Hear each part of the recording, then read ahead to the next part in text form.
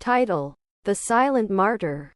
The sky over the bustling city of Eland, one of the main hubs of the Manta network, was a vibrant blue, but in the shadow of the Vision network's towering structures, a tragedy was brewing. Beneath the streets, a tactical portal hummed with energy, connecting different realms, allowing beings and humans to transport themselves across vast distances. It was a portal of immense power, a gateway that could offer salvation or destruction, depending on how it was used. For Amelia, a human agent trained to assist the beings in their missions, today was supposed to be routine. She had been assigned to safeguard an important transfer of artifacts between the Manta network and the Vision network, ensuring that nothing went awry. But beneath her calm exterior, Amelia carried a burden few knew about. She had been diagnosed with a rare condition called Stoneman syndrome, known scientifically as fibrodysplasia ossificans progressiva, FOP. It was a rare genetic disorder that turned muscle and connective tissue into bone over time. Amelia's body had already begun to betray her. Her movements were slower, more painful than they had been a year ago.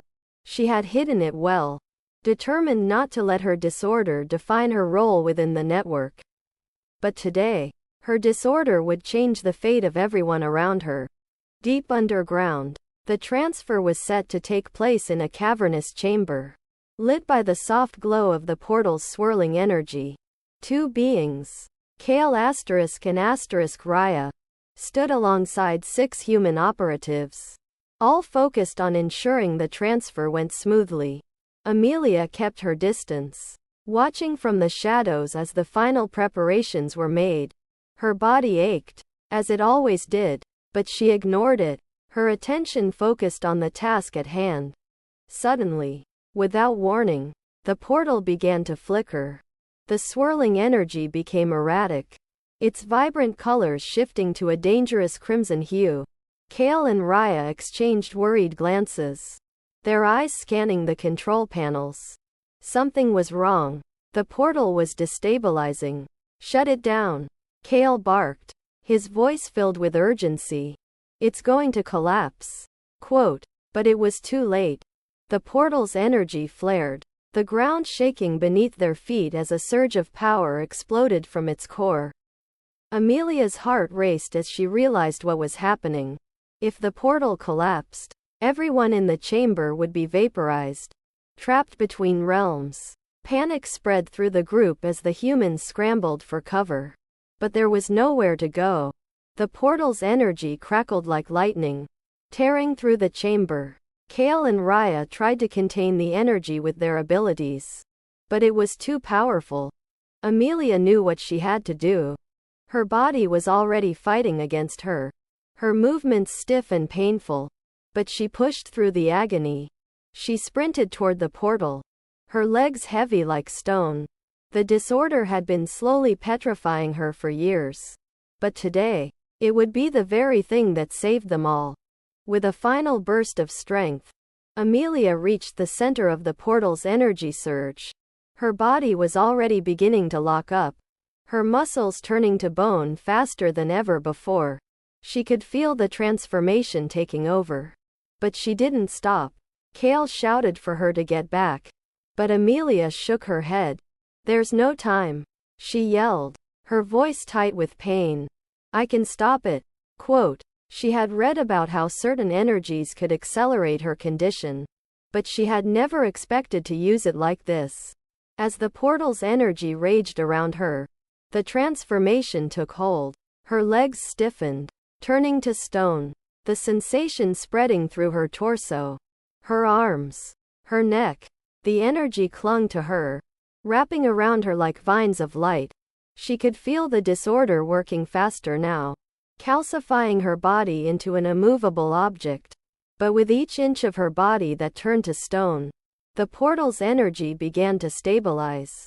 Her body was absorbing the energy, locking it in place, preventing the portal from tearing itself and the chamber apart.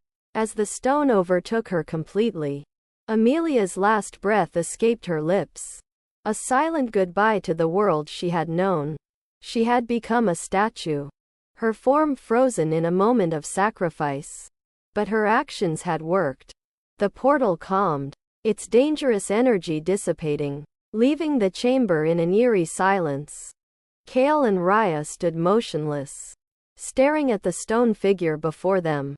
The 6 humans, saved by Amelia's bravery, slowly gathered themselves, their faces pale with shock and disbelief.